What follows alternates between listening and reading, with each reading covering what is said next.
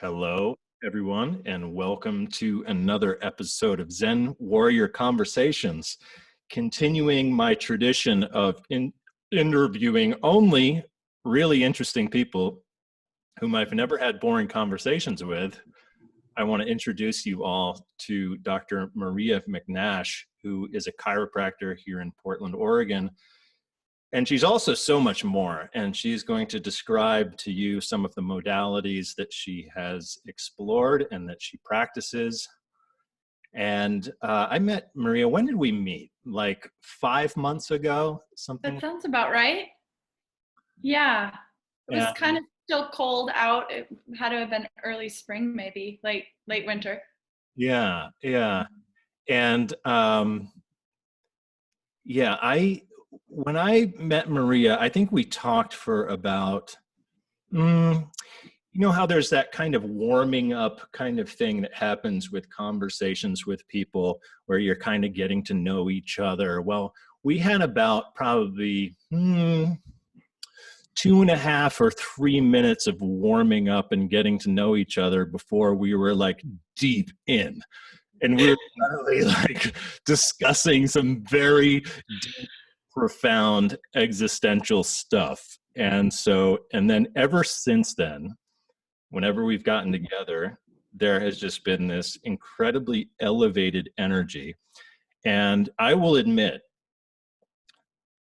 Dr. Maria Mcnash is the only person that I have compromised on my quarantine rules to hang out with because she just brings so much joy to life, such an interesting conversation always. And so I'm just happy to have you here today, Maria, if I can call you that in your, my personal relationship. For everyone, she's Dr. McNash. No. So a few days ago, I got to attend Maria's webinar on the pelvis, and it was really powerful. Maria was guiding us through not only an intellectual and academic understanding of the functioning of the pelvis, but really into the space of connection that each of us individually can find inside of ourselves, which is more of a right brain approach. So she was giving us a little bit of the left brain and a little bit of the right brain opportunity to examine the nature of the pelvis through both the academic perspective that you would be taught in school, and also the energetic perspective. And something that popped in for me right in the beginning of it, she asked us to connect to, or I'll speak to you in first person since you're here with me first person. You asked us to connect with 3 words that described our experience as we put our awareness inside our pelvis. And the words that came to me were graceful forward movement. And I'll tell everyone why that was. As I put my attention into the energy of the pelvis, I realized, first of all, we're down in the root chakra energy. We are in the space that connects our physical body to the earth. Primary, fundamental safety. Oh, she's got a pelvis. You've got a pelvis right there. Hold this area right as you speak, so we have a visual. Look at that. So if the audience looking at this can imagine where your left hand is, and if you just imagine the gravitational and energetic pull that's coming from the lower part of the pelvis, that is where our weight and our energy comes down and connects down into the earth. So if you look at this from an energetic standpoint, we're looking at first chakra energy. And if you look at it from a psychological standpoint, we're also talking about a fundamental part of how we show up and feel safely grounded in the world when we are going about our lives. And I think oftentimes people are looking for safety in the wrong places. They may be looking for safety in their bank accounts, or they are looking for safety in a sense of certainty. And I know right now, as we speak, for those who are listening in the future, we're talking right in the middle of the COVID crisis, when there is more uncertainty than there has probably ever been, certainly in our lifetimes. And what occurred to me is we can't find that safety through external circumstances. No matter how many dollars you have in your bank account, that's not going to equate to safety. No matter how healthy your children are, that's not going to equate to safety. No matter whether you have the dream marriage and the dream house or whatever, none of that is going to lead you to a fundamental sense of sustainable safety. But what can lead you to safety is a connection to the pelvis, because the pelvis and the energy from the pelvis is actually connecting you to the earth, where we are most stable, where we are grounded. And it is that earth's energy that no matter what happens in our lives, no matter what the circumstances are, the earth is still here holding us in place and providing for us. So by bringing my attention down into my pelvis, these three words popped up. And those words were, wait a minute, what were they? Graceful forward. Graceful forward movement.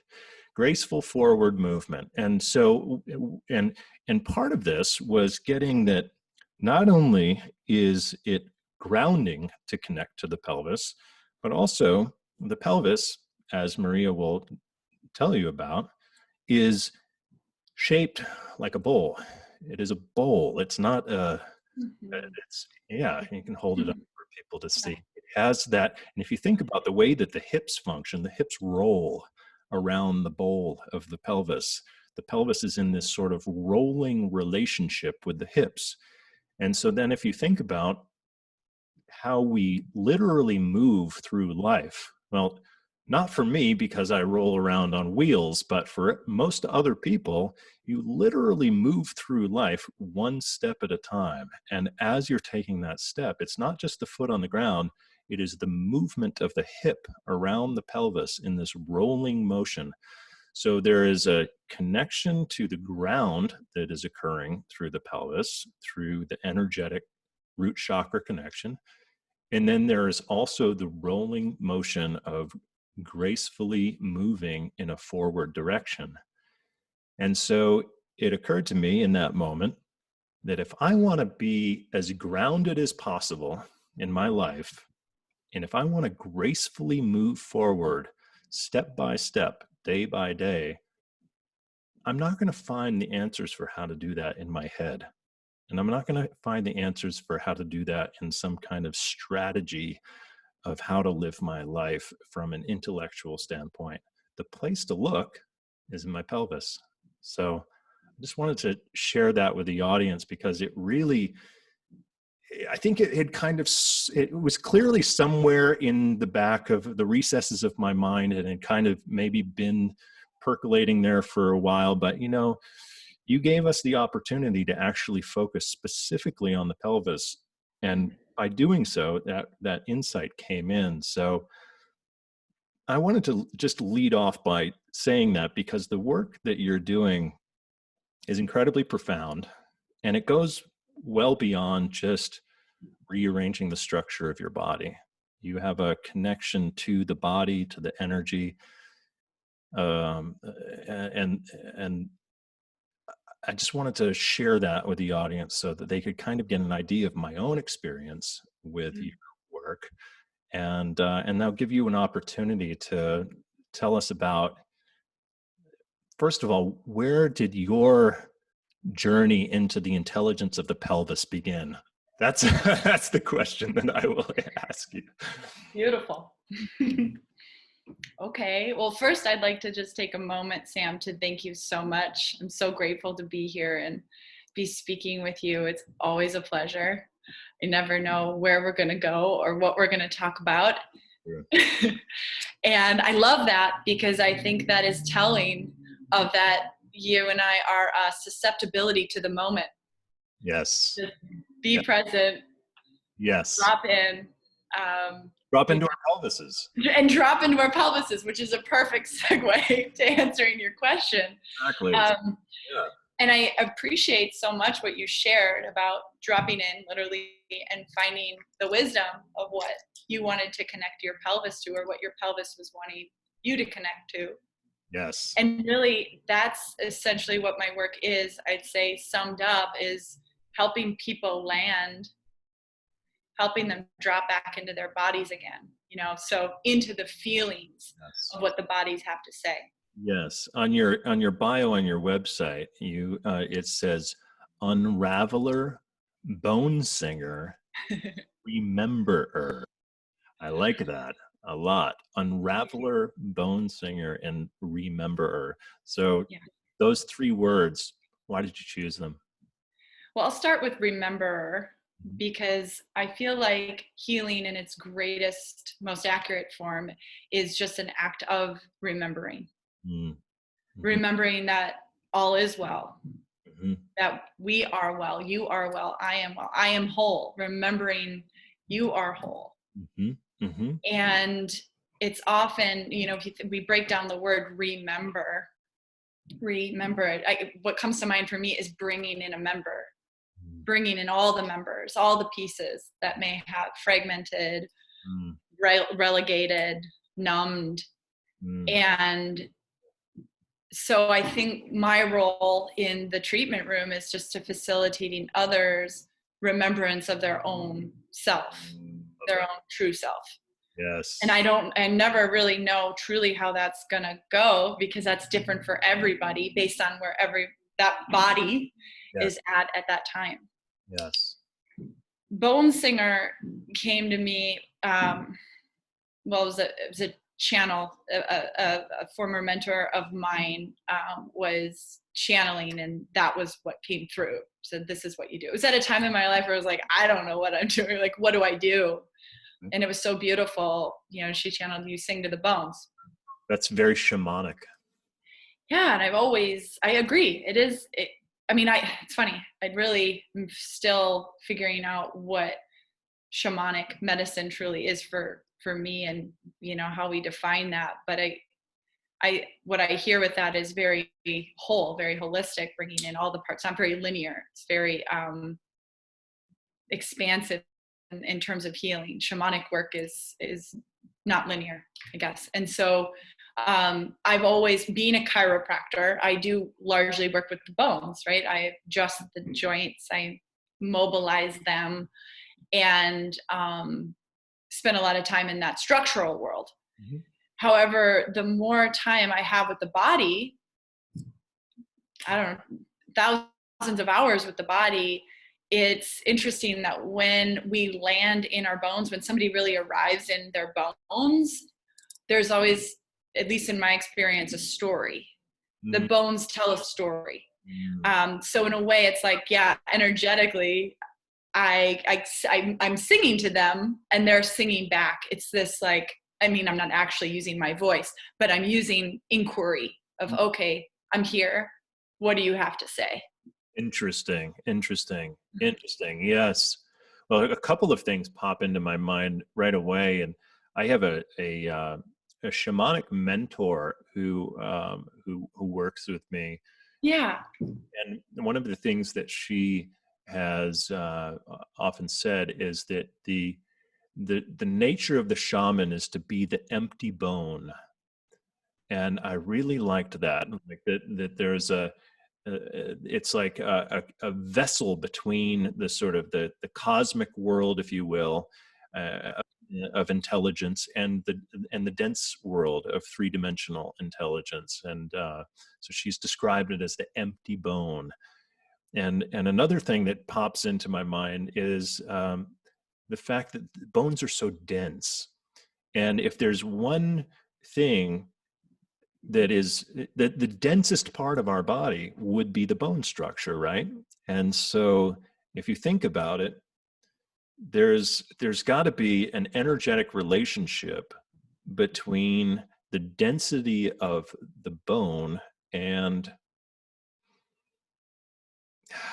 gosh, this might feel like a stretch here, and this might sound super out there for some people, but there's got to be some relationship between the density of the bone and the particular type of intelligence that it is holding. This is sort of the memory that exists inside that bone. Beautiful. Beautiful. If we think about the bone too, the long bones especially, we have the marrow cavity, Mhm. which is where all the stem cells are produced. Our blood cells, Mm. our white blood cells, some of our white blood cells, I believe. So when you describe the empty bone being an empty bone in terms of shamanic work, you're really tapping into all the potential Mm. that could possibly be. I'm curious to know more too about how you would define shamanic work, when you use that word. Yeah, yeah, yeah. So the way that I would define shamanic work, and I think there's a lot of, first of all, I want to acknowledge right off the bat that I think the term shaman and shamanic often gets thrown around sort of carelessly in our modern culture. So I want to make sure that I'm very respectful of the indigenous cultures that where true shamans exist, and respectful of the ancient practice of shamanism. But how I relate to shamanism is that there is intelligence that they are able to access through trance, and sometimes through plant medicine, where they are trained to be able to go into states of awareness to access a non-linear and pre sort of logical pre-logical intelligence, so like that the earth itself, and the plants and all of the various different members of the ecosystem have their own intelligence, have their own consciousness, and these plants and trees and everything from the water to the whatever beings are in the jungle and that kind of thing are communicating their own language. They have their own intelligence, and the shaman is able to go into that world of connection to nature through trance or through plant medicine, and access a different type of intelligence. And the healers in these shamanic cultures bring back a wisdom or an awareness about how to maybe treat an illness, or to maybe work with an issue within the tribe, based not on what we would in our normal sort of logical minds look at as necessarily logic, but through a connection to nature, and they help to bridge that spirit world, if you will, with the world of the three-dimensional and the rational. And so that's kind of how I see shamanism. My initial interest in shamanism arose out of early experiences with psychedelics, where I realized, holy smokes, there are layers to consciousness that we don't understand at all. And I got a little bit of a taste of that experience, and I feel that is very important. And I think that it is a disregard or a lack of knowledge about these layers of consciousness that can oftentimes lend itself to us living in an adversarial relationship to the earth, as opposed, and each other, versus Ourselves. exactly, exactly. Yeah. Yeah, so I think that speaks pretty accurately, spot on to the work I work to facilitate, is bringing consciousness back into different areas of the body. I mean, ultimately, especially at least lately, more and more, I'm finding that the more we bring consciousness to our bones, the more we're really landing into, really, we want to talk about our core. I mean, we kind of went over the core musculature of, the abdomen and of our muscular system. But if you think about our true core, it's our skeleton. Mm-hmm. And Liz Cook, who we've discussed before, she talks about the bone versus muscle. And, she describes the muscles as, doing, chopping wood, carrying water. A lot of times that's kind of where possibly a lot of our active people, especially, moving, chopping wood, carrying water, doing dishes, like that's where the consciousness is, in the muscles. Or maybe it's just in the brain. Maybe it's in the head, maybe it's in the jaw, maybe it's where we speak. Where the consciousness is in terms of where and how we speak. However, she says the bones are all about being and really landing into that. And when, we've said it before, when we know something or when we feel something, we're like, I feel it in my bones. Right. And when we remember, when something resonates in our bones, literally, we tend to carry that memory with us forever.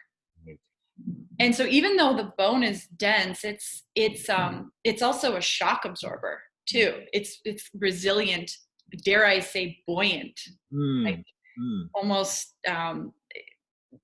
buoyant tissue in a way, so that there's a little bit of plasticity in the bones. I get on that femur, that humerus, and I can twist it, I can bend it. We're using body's permission, of course, but to bring back almost flexibility into the bone structure. And so I encourage people, especially when they first get on the table, it's like, okay, what would it feel like to land into your bones? Largely for them, but partly for me too, as a practitioner, because the more they are there on the table and their consciousness is literally resonating in their organism, as opposed to, 100 miles away in the next city, or where they're gonna go for dinner, or what just happened 2 hours ago before they were on the table. If they're dispersed in that way, the information that I get from the organism is very, it can compromise it. Maybe that's just where I'm at as a practitioner, but, in my inability to override that. But I do feel like when somebody comes in and they are housed and they're present, I get the story that much more readily and can help assist them where they want to go, because there's more presence. Yes. Who would think that presence actually includes being inside your bones? We think about presence in terms of this quality of attention. I think it's really easy to sort of imagine presence in terms of the quality of attention of our thoughts and thinking about what is happening right in front of us versus ruminating on the past or planning for the future or whatever. But what you're talking about that I'm hearing is that if there is a absence of presence in the bone structure, there is too much noise in the system to even be able to really understand what's going on at a deeper level inside of the person, because they're actually not fully present inside their own bodies. If I think about it from the perspective of if you think about a bone structure being like the skeletal framework of a house, if there's no density to that house, it's like the house is kind of there but not there. If the frame isn't actually strong, and if there's no presence, or I don't want to necessarily confuse people and throw in the word consciousness of wood, although maybe the wood itself has consciousness. I think everything has consciousness, really. But if there's an absence of sustenance to the structure of the home, then is there even a home? And so that analogy is what I'm hearing when you talk about the presence in the bone structure. Is that's how you know that the person is actually home inside of themselves. Yeah, and I also, what's coming up for me right now is just taking in mind your listeners that may be listening to this that might be like, well, you know, what are they talking about? Arrive into my bones? I mean, that was probably me 5 years ago, 10 years ago. And I think unless it was for this woman, her name is Barbara. I'm so sorry, Barbara, I cannot remember your last name, but she's a Lomi practitioner up in Seattle. And it actually, now that I think about it, it was probably 8 years ago that I got a massage from her. And she's the one who like literally took me by the hand energetically and brought me into my bones. She was like, yeah, okay. And she knew I had been a massage therapist and I was a chiropractor at the time. I was freshly probably out of chiropractic school at that time. And she's like, yeah, I'm curious to go all the way to the bone. What does the bone have to say? And I literally felt her consciousness, like her awareness go there. Then all of a sudden my body was like, wait, I have a skeleton? Like, oh, and I could feel like the integrity of what that felt like on the table, to have bones, to have weight in my bones. And that was just a snapshot in time where I remembered that, like, you know, subtly in the recesses of my mind. But I think it probably took me about 6 years to actualize that and to help other people. Like, the more I was able to get into my bones and just, you know, be aware of that and have that consciousness, if you will, go all the way to that area. It was like, oh, okay. But I you know, if somebody's listening and they're, you know, I can only imagine, well, what does that mean? You know, if they have never had a massage before, they might not even know what it feels like to, you know, have awareness brought to their tissues in that way. So just want to give compassion for that. If that makes sense. You're listening and you haven't had a massage before, go have a massage and then come back and listen. And then listen to this again. Better yet, go to a Lomi practice. Exactly. Or Maria herself, and then come back and listen to this again. You'll get it on a whole other level. So Lomi, that's an ancient practice, Polynesian practice that practiced in Hawaii. Is that? Yes. Mm-hmm. Yeah. Yes. Yeah, the Hawaiians definitely know how to connect to their bone structure. Yes. Yes. And you can see it in people. You can see it in, my favorite is salsa dancers that have been dancing a long time, that let the music penetrate all the way to their bones and they embody it. A lot of athletes, because they've had to, in my perspective, work so hard at their focus and hone their focus of their certain craft, that it requires, you know, not just the brain to show up, not just the muscles, but the entire organism to be present. In order to do, you know, to play that classical music with expertise, or to, you know, shoot that layup repetitively perfectly. It's like the way I see it is, the universe loves focus. Anything that we do as a society that really requires a lot of focus and attention is, I mean, maybe anything is a pretty broad brush, but it we find beautiful. You know, that like over and over kind of refinement. And so I think that's kind of what I want to help assist people to do, is like, okay, well, you're aware of your muscles, you're aware of your posture, you're aware that you're you're taking up space. But if that space could talk, what would it say? I mean, who are you in your bones? Right. How do you feel in your blood? Right. Are you in your alveoli of your lungs? Right. You know, and that's really what brought me to the pelvis. Is I've always been, as long as I can remember, pretty somatically aware. I was always aware of my body. I mean, I had a lot of digestive complaints growing up, so it kind of kept me more into my body. The discomfort that I was experiencing, I was always trying to figure it out and be aware of, like, okay, did that cause my stomach ache? Is this going to cause my stomach ache? So I think it set up a mechanism where I know when my gallbladder releases its bile. I know, you know, if my ileocecal valve is locked up, I have an attunement to my body for better or for worse. But I could never really get into my pelvis fully. And I had terrible menstrual cramps, debilitating menstrual cramps. And at the time, my diet was really pristine, and I was doing a lot of mental, emotional work, and I was exercising. I was very active. So I was very healthy. And so I thought, and I was just starting to get really frustrated at myself that I was having menstrual cramps. Like, okay, body, what are you trying to tell me? giving you everything. And a mentor of mine, Dr. Rob Cyprian, who's a fellow chiropractor, he recommended I go see this practitioner for pelvic floor work. And, I was a massage therapist at the time, just starting chiropractic school. And I was like, okay, muscles, great. More muscles. Let's go check out my pelvic diaphragm. Sure. And not really knowing what to expect.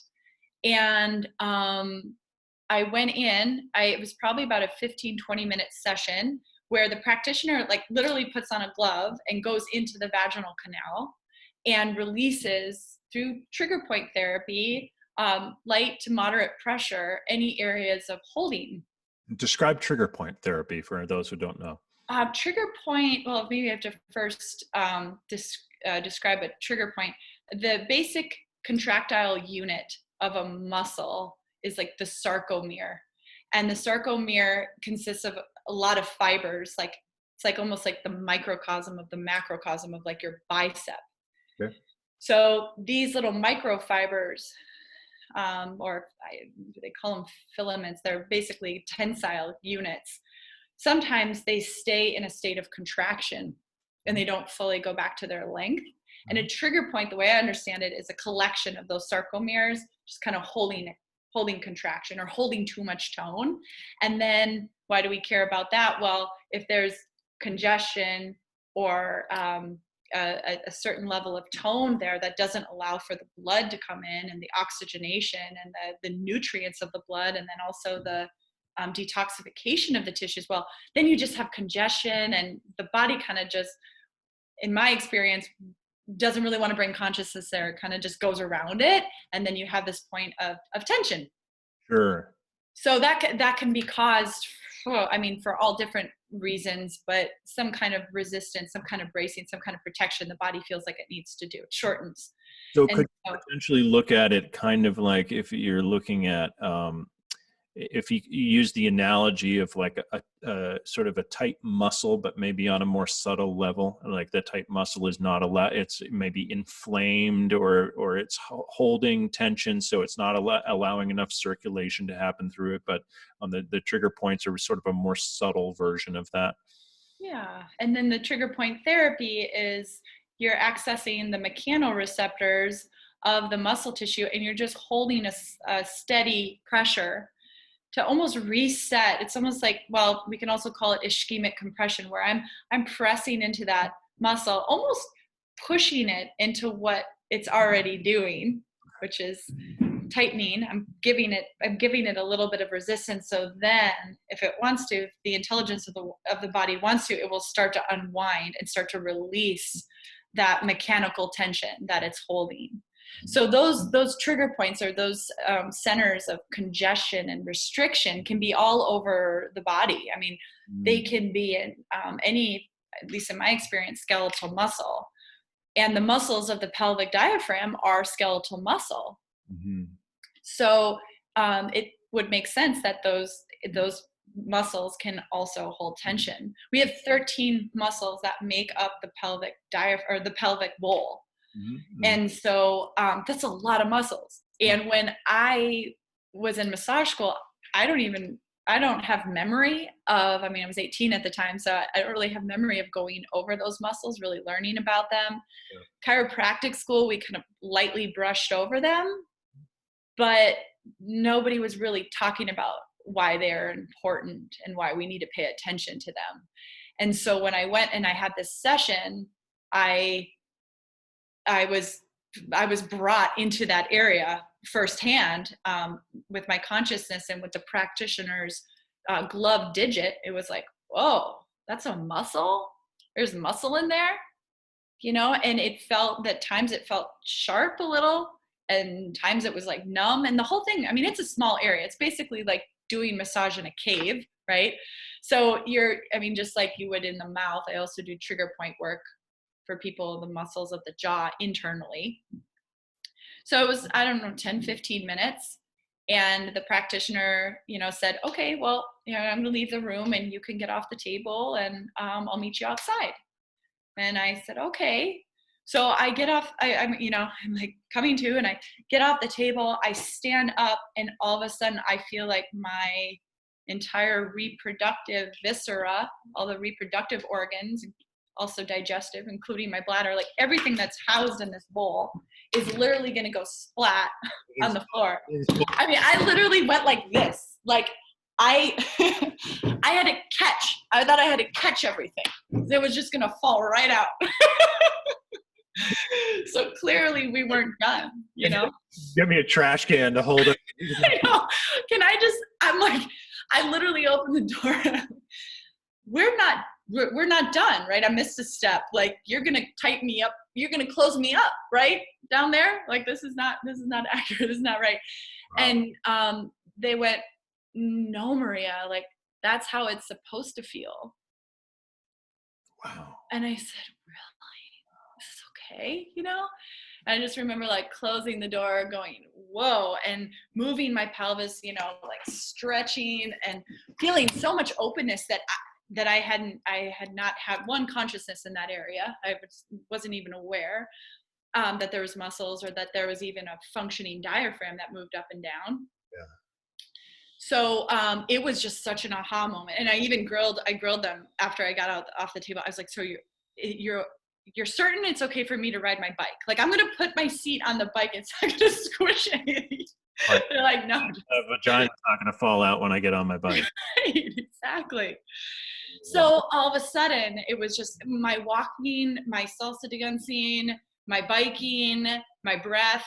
After one 20-minute at best session, my life was completely changed, and nobody had really talked about this. So then the next month came, and my cycle, and I didn't even know that I had a cycle. Like, I went to the bathroom, and it was like, oh, whoa, I'm bleeding. I didn't feel the cramps. I didn't feel the congestion. I didn't get the bloating. Wow. So a lot of women's lives. I mean, we haven't even gotten to talking about men who also happen to have pelvises, but with women, yeah. I mean, this is huge. This is absolutely huge. Yeah. And I think a important point to emphasize is we're not just talking about people with sexual trauma, which is, obviously that is an obvious reason why women would be constrained in the pelvis. We're talking about probably just about everyone. Would you say? I mean, what if you were to sort of take a ballpark figure, just a percentage of the number of women out there who, like, the percentage of women who are probably holding unnecessary tension in their pelvis? What percentage would you say? Wow. The first number that comes to mind is at least 80%. Yeah, maybe more, huh? Maybe more. I mean, it's Joe Dispenza that says energy, what is it? Energy flows where attention goes, right? About that quote earlier in our talk. So we could just deduce that if we don't really spend a whole lot of attention there, yes. As a society, loving, attentive inquiry, being aware of this area, nurturing this area, then I think that's when things tend to kind of protect and contract and just kind of quietly go offline. Yeah. I mean, well, I had that experience just in your workshop a few days ago, or actually, I think it was before, a few weeks. So interestingly enough, for the past few weeks, I've happened to be more intentional about putting my attention on my pelvis. And the reason being is I realized that there's still very much life. I mean, I have paralysis, and so I lost sensation and motor function below my waist. But I realized that I was not actually, because of that, like you were just saying, our attention goes, or energy flows where our attention goes, as Joe Dispenza says. Most of my attention, of course, is going to the parts of my body that do function normally, where I can feel normally, and I have normal motor function. And so I realized I was actually taking my attention away, and I was sort of treating and I've done this throughout a lot of the time over the past 20 years, and I've since my spinal cord injury happened, sort of dissociate a bit from my lower body, because it can easily feel kind of like a passive participant that kind of goes along where my upper body goes. And I realized, this is not good. I can't keep doing this. And now, even though I don't have the motor function and the sensation down there, that doesn't mean I shouldn't be putting my attention in my lower body. And what I have realized is that the implications of neglecting to do so are powerful, not only with my physical well-being, but also in terms of my ability to feel grounded and functional in the world, because it is those lower energy centers that connect us to our sexuality. They connect us to our sense of groundedness, our sense of safety, security. And if you look at it from an energetic standpoint, it's related to financial well-being, and a sense of overall sort of okayness. You can't find okay up here in your head. That's just not going to happen. And you can't find sex up here in your head too. You can think you can find sex up here. You can think you can find, wealth up here in your head, but you're never going to find it. It's going to only, those energies are connected to the lower parts of the body. And so I realized, if I want to live in a more fulfilling way, or if I want more wealth or a better relationship to my sexuality, I have to start bringing my attention down to those lower energy centers, whether I can feel it or not.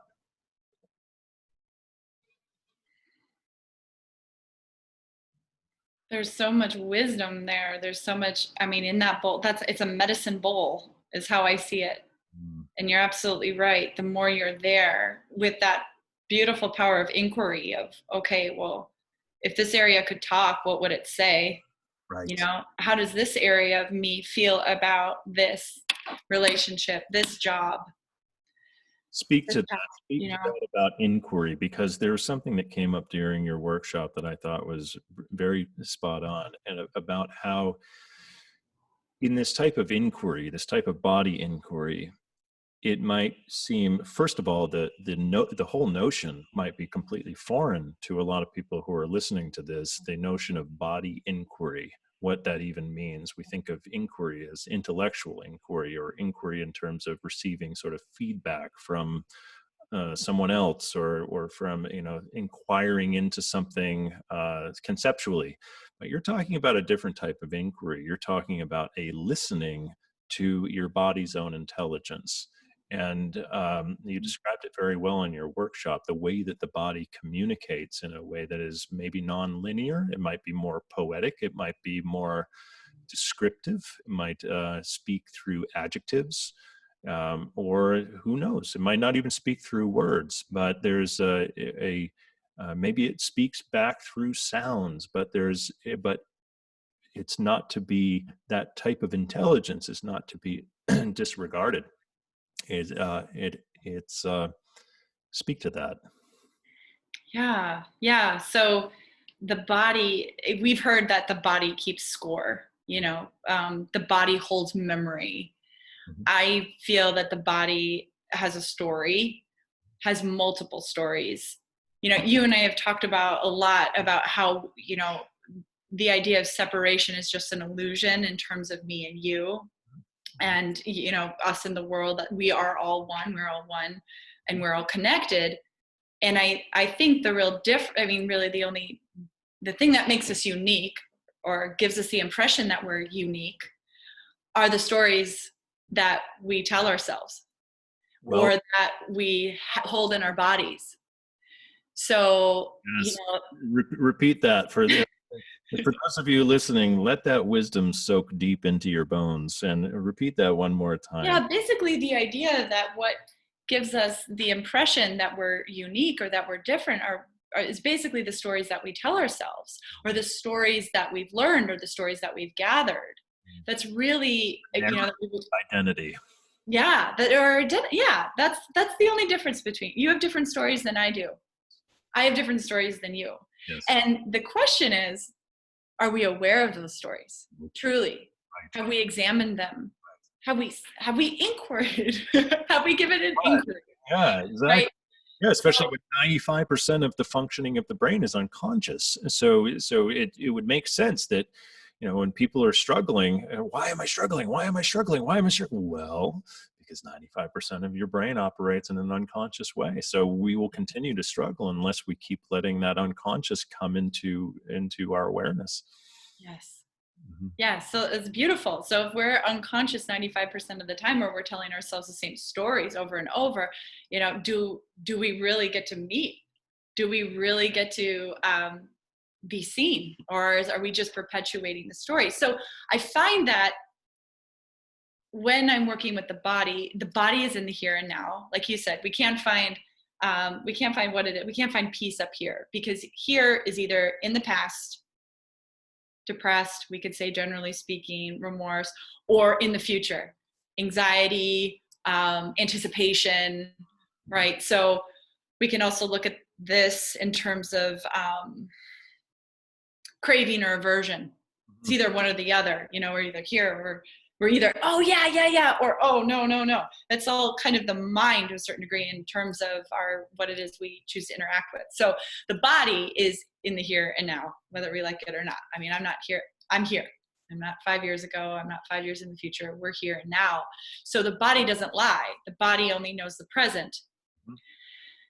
So anytime, oh, dare I say this, largely when I see or experience like the pain in the body or an imbalance, well, then there's a story there, quite possibly, that the body doesn't agree with, but that the mind is generating. I hope this isn't losing too many people, but I'm trying fine. to fill in the gaps here. I think it's great. Absolutely. Okay. Yep. Okay. If someone's listening and they're not getting it, just listen to it again. What was that? Then what? Someone's listening to this and not getting it, you can always listen to it again. Yeah. Okay. Great. Yes, absolutely. We can, also refer them to some of Joe Dispenza's really great work that he's putting out right now. I'm just, so appreciative of that, because it's really bridging the gap between the science and the, like the science and what we kind of see as magic happen in terms of healing. Sort So of the science behind the magic, really. the physics. Yeah.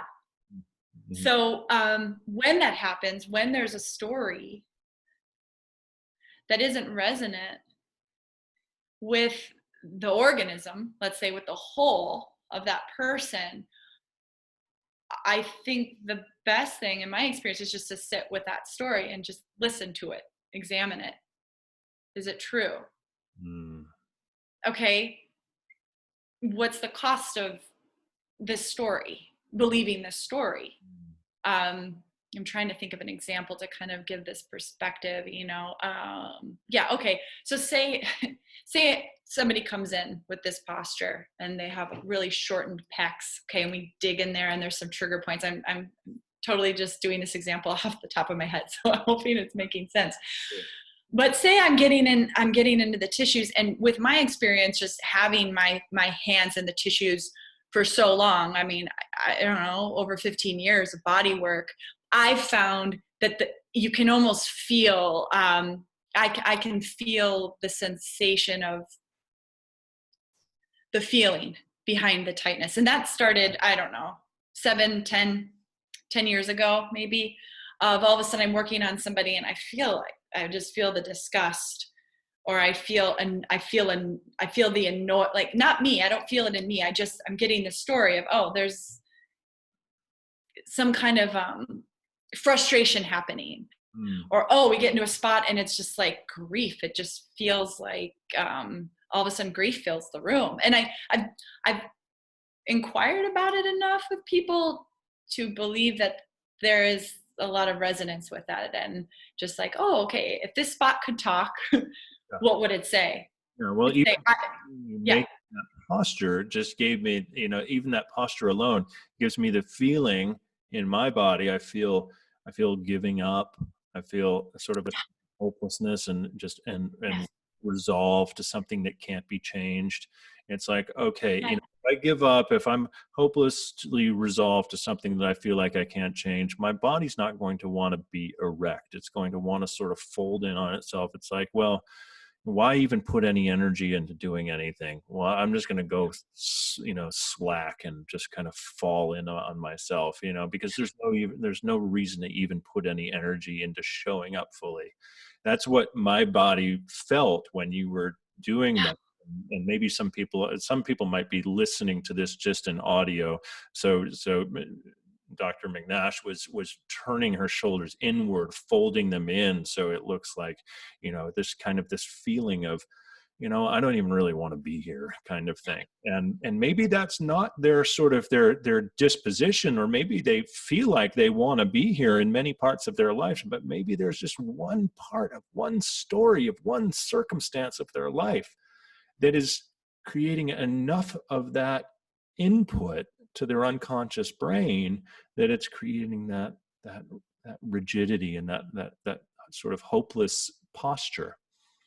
Yeah, and if we take that even further, we might be able to find the story or the belief of, like, I'm not good enough. Why am I even here? Mm-hmm. People, I don't matter. Okay, and so then that's when the inquiry begins, as like, okay, what would I have to feel in order to let that go? Or what would I mean, is that true? Is that belief true? Is that resonant? Does that make me feel good? Does that make me feel whole? I mean, and sometimes maybe it needs to be there for a reason, that patterning, of course we want to honor that, and we want to honor the body's expression, but really knowing that the body has so much wisdom. It often speaks in metaphor in my experience. And sometimes just asking, okay, like, what would this muscle say if it could talk? Oh, I'm sad. Okay, the muscle would say that. Well, what they're really saying is, I'm sad. And just sitting with it in its expression of what it wants to do, and inquiring can change it, can just bring more awareness, that they then have a choice to, okay, do I want to stick with that story? Yeah, okay, that story is working for me right now. It still is, or wow, what would it look like to just kind of step away and experience maybe a different reality?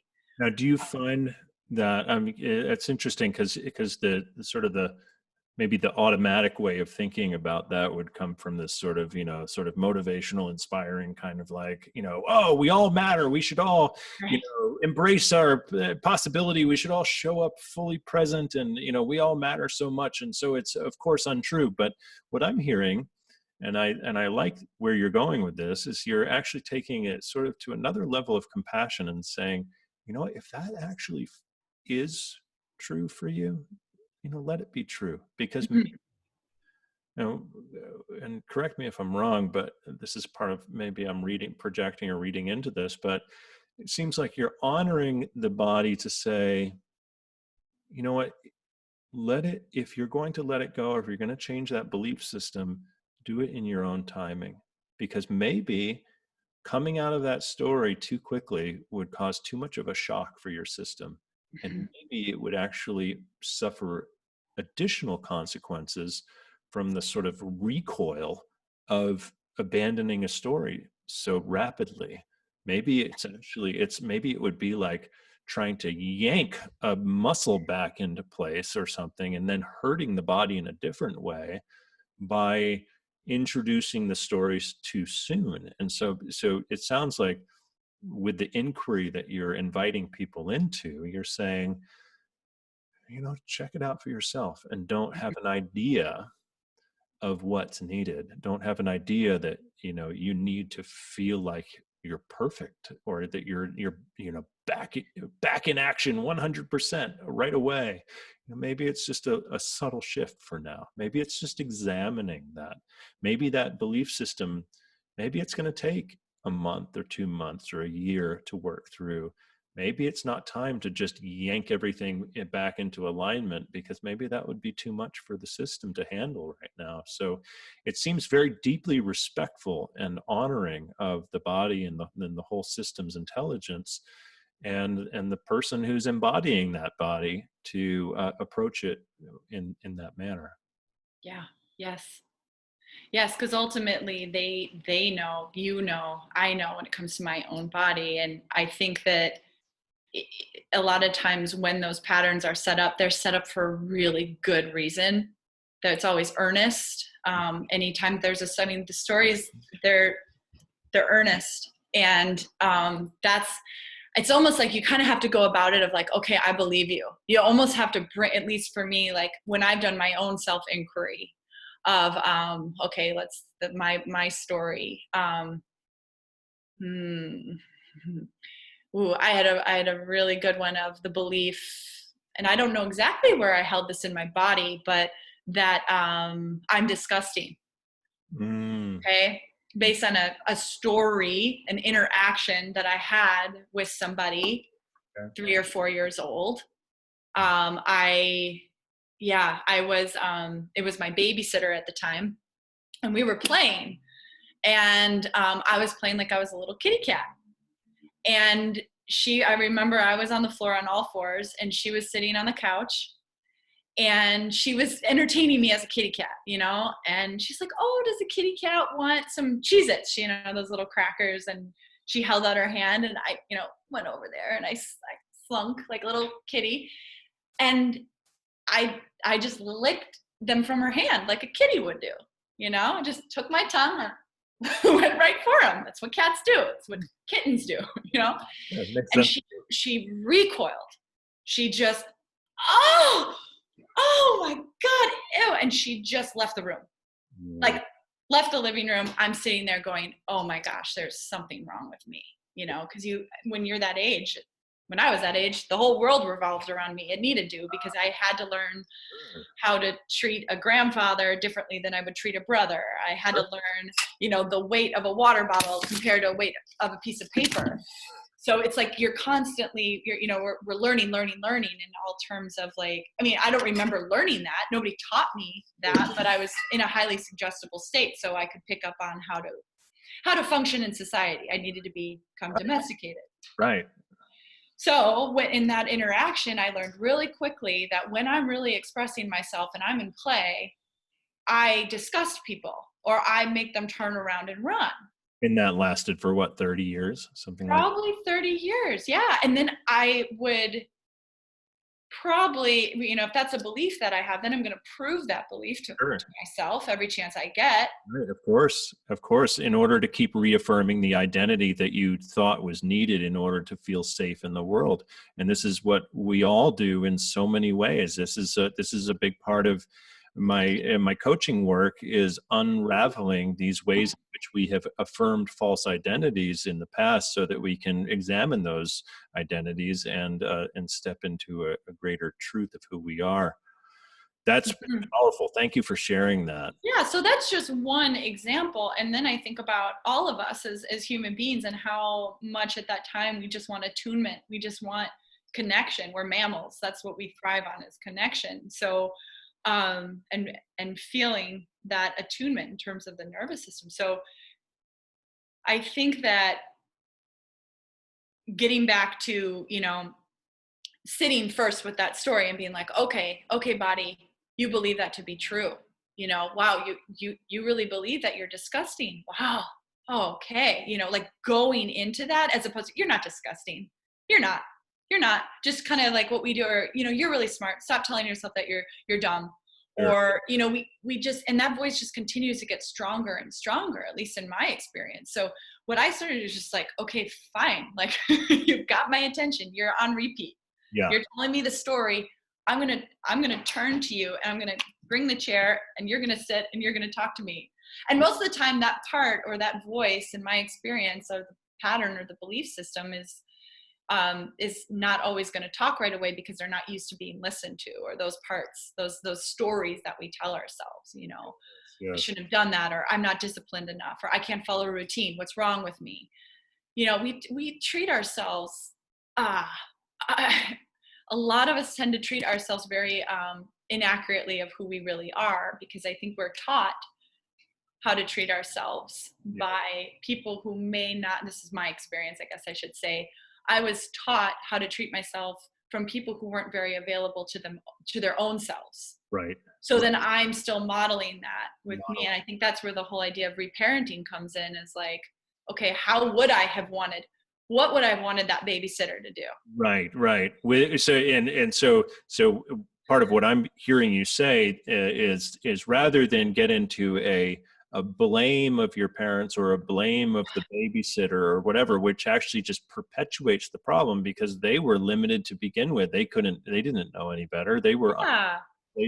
They, the babysitter, that's the story that she knew in her system, was that was disgusting. And so she was holding that story herself. So she was projecting her story onto you, and now it's your story. And so rather than getting into a blame and a victim consciousness around, oh, the babysitter did this to me, or the parent did this to me, or whatever, instead, what I hear you saying is, well, how would I like to parent myself? Mm-hmm. How do I want to treat my own self I want to be both the parent and also honor that self, that child that's still there inside of me, that is the sort of the wounded part, the fragile self inside, but the maybe the more enlightened self is the self that can be that parenting energy to that wounded self. It's beautiful. Yeah. Yeah. Indeed. Hmm. Yes. Hmm. Yeah. I mean, dare I say that my experience with pain that doesn't have a mechanism of injury in the body kind of comes out of nowhere. Could that be a story ready to shed itself? That the body is saying, okay, no more. Like, I don't want the story of being disgusting anymore. I don't want the digestive complaints. Hmm. So, okay, or I don't want the cost of having that story anymore. I mean, that's where pain, I feel like, is just an opportunity to listen. Hmm. To, depression or sadness or anger. I mean, I think also it's just an opportunity to listen. Be Hmm. like, yeah, okay, it was rough. It was hard. Tell Hmm. me more. Hmm. Hmm. So I know we've kind of got off track from the physical body, No, but it's but part of the same thing. yeah. So I'm going to pause 1 second. Yeah. So the energetic body and the physical body, really, is there a difference? I think that would be a worthwhile subject to, and I know that Dispenza talks about this. And for those of you who don't know about Dr. Joe Dispenza, when you're kind of in the worlds that Dr. Maria Mcnash and I are in, the name Dr. Joe Dispenza comes up pretty frequently. And so if you're like, who the hell is this guy they keep on mentioning? He's worth checking out. He's written a number of books. He talks about the nature of quantum healing, instantaneous healing. He's examining the bridge between what previously was considered mysticism and neuroscience. So basically understanding the nature of mystical uh, connections, expanded consciousness, and self-healing, and the relationship between those states or those phenomena and actual science. And now that we have instruments of measurement that can actually begin to point us in those directions, he's looking at it through a number of different lenses. He's written a number of different books that you can find online or check out him out on YouTube. So Dr. Dispenza talks about the body as that basically that our present day scientific understanding of the body is based on Newtonian physics, that understanding things as matter. We look at the body through the lens of matter, and we think of, every time we talk about the body, every time we think about the body, we are thinking about a dense form versus what the body actually is. And if you go down to a molecular or atomic level, we are actually 99.99999, I think, maybe there's 6 nines, percent empty space. We see matter, we see density, but what we are is in fact energy. And so we talk about the energy body and we talk about matter, we're actually talking about the same thing. We are just talking about essentially the limits of our perception that make us think in terms of separation and density. And we look at our lives through the lens of time and space. And time and space puts us in the perspective of what the limits of the five senses can perceive: touch, taste, smell, hearing, and taste. Wait, I've already done that one. Here, Twice. It's all great. It brings us into the limits of the five senses, and we are looking at it at our world is perceived through the limits of those five senses, which we all know are limited. So,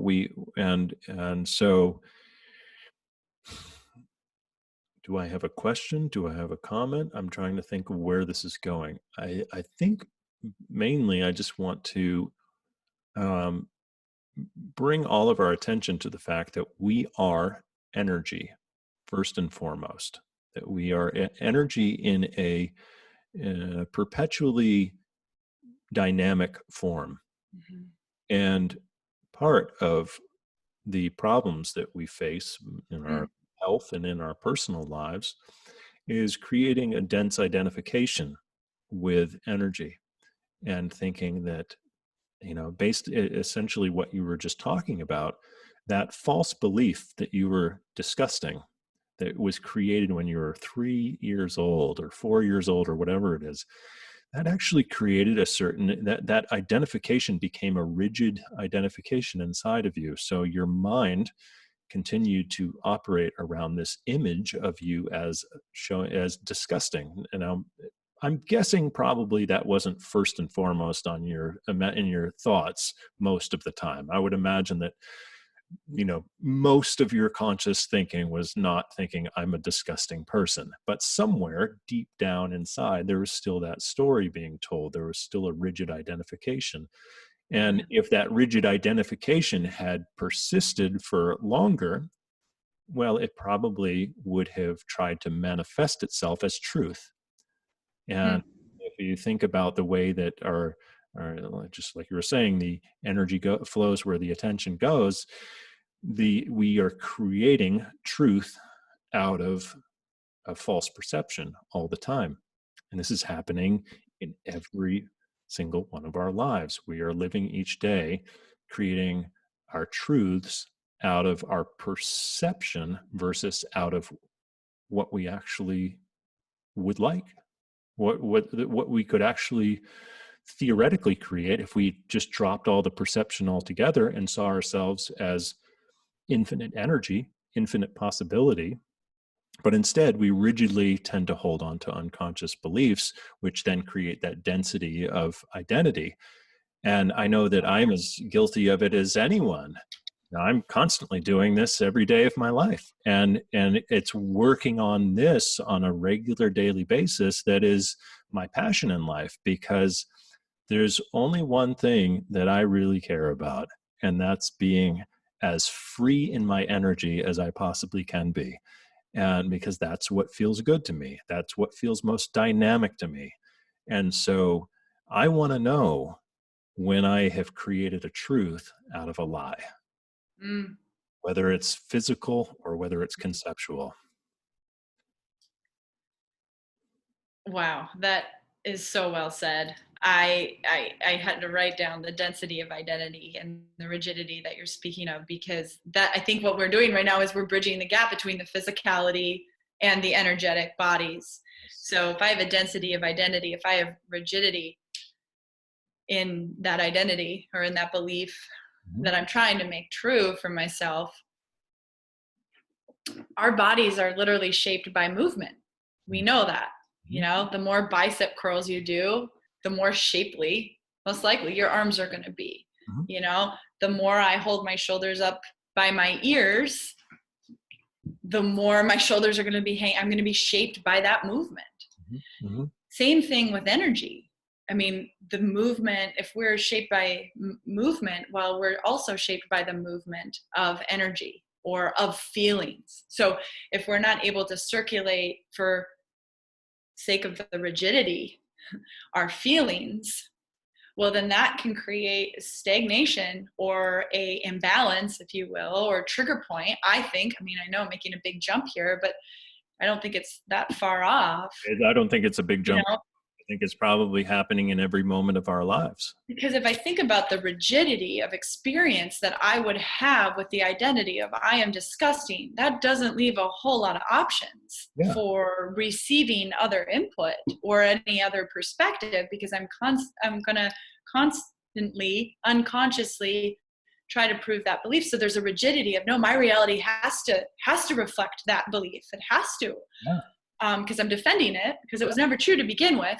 Yeah. But I believed it. I agreed to believe it in order to have my babysitter come back and connect with me. Okay, I'll be disgusting. I'm a bad girl. Okay, I'll never do it again. Will you look at me now? Will you continue to play with me? I think So the point that you have to make an agreement to believe that even though we want to look at children as innocent and naive and so forth, which children are innocent, children are naive, but there has to be some kind of agreement. And without that agreement structure, without saying, okay, I will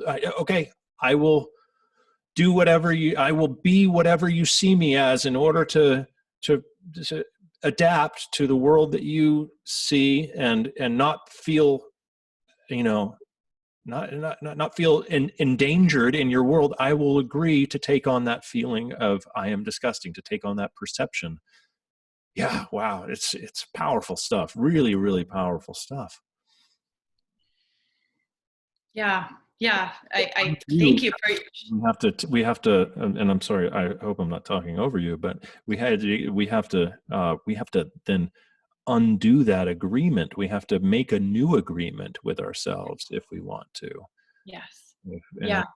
And allow ourselves the time and space to be able to make that agreement as we see fit, versus in a, oh my God, I can't believe I've done that. Oh my God, how messed up has that made my life? I need to change that right away. Well, that could have its own problems.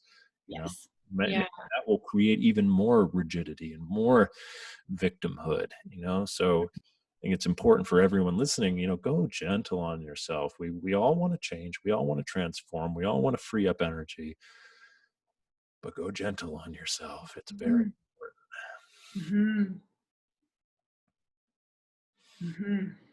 Yeah, it's true. And I just want to highlight, I know we're probably getting close to the end here, so I too feel like we could talk for 4 hours.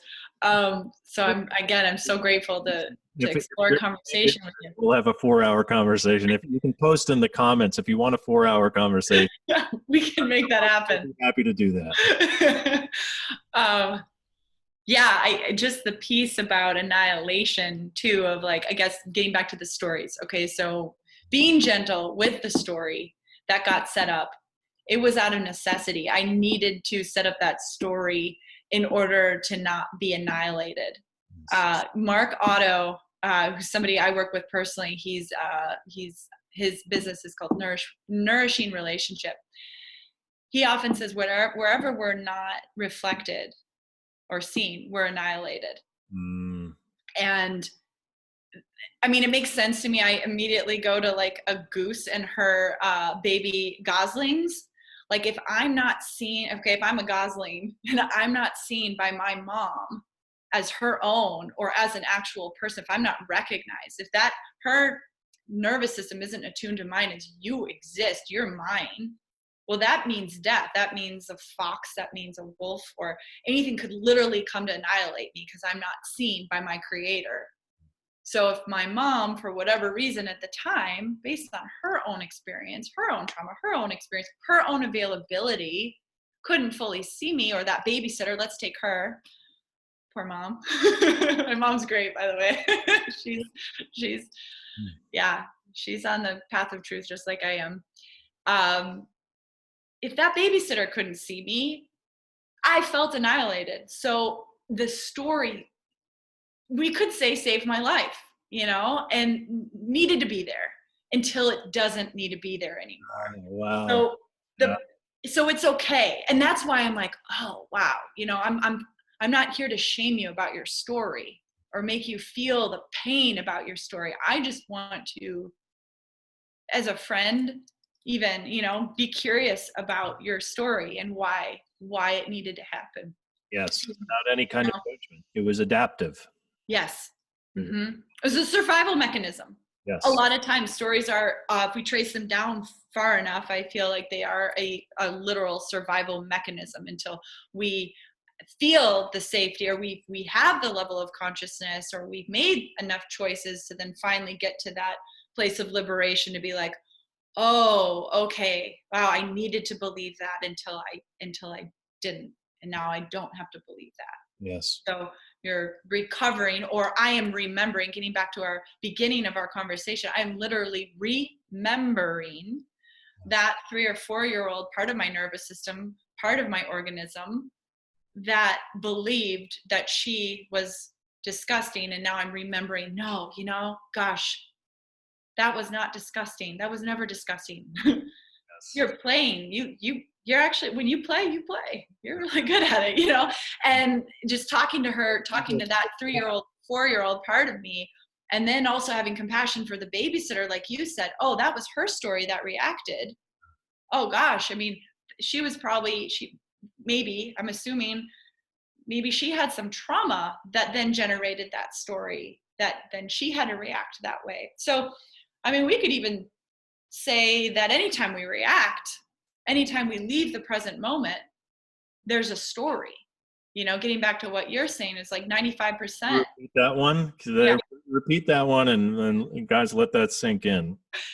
quite possibly anytime we react, there is a story. Or anytime I hear myself go, this shouldn't be this way, or this should be this way, there's a story. I have a story that I'm telling myself, because I'm not present. I'm either in the past or I'm in the future. So anytime I'm not present, I'm in story.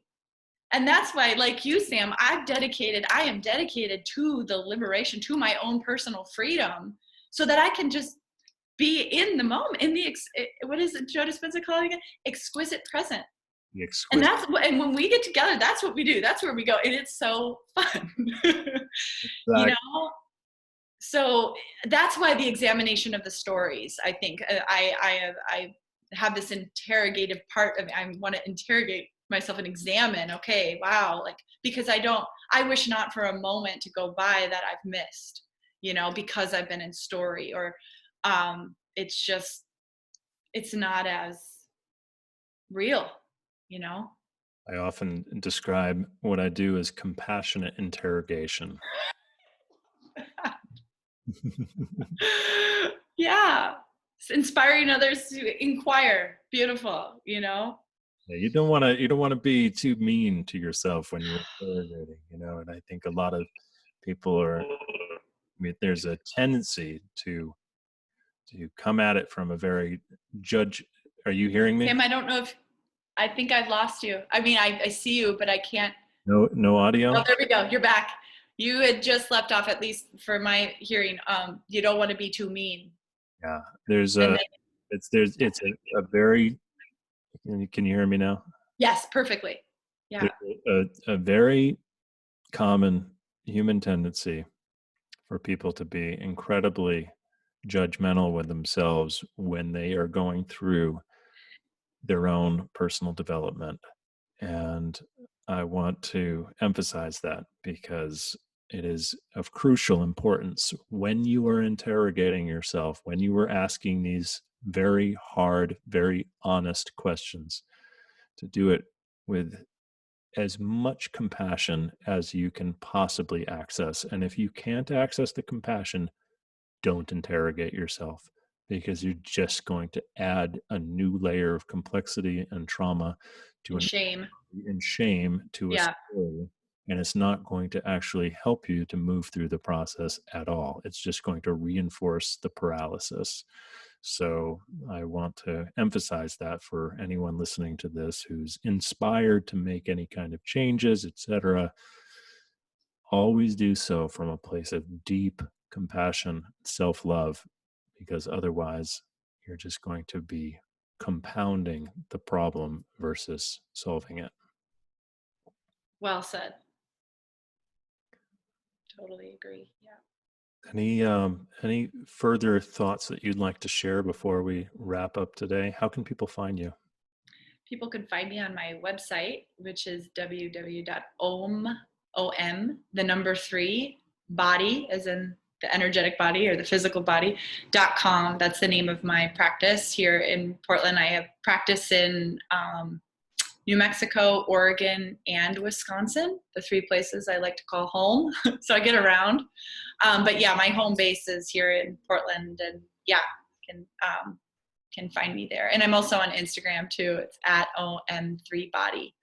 I think there's an underscore in there, but yeah, you guys will be able to find me. I'm here. Dr. Maria Mcnash, I always love talking with you, and this is no exception. Thank you, Sam. Thank you so much for facilitating this conversation. Always a pleasure.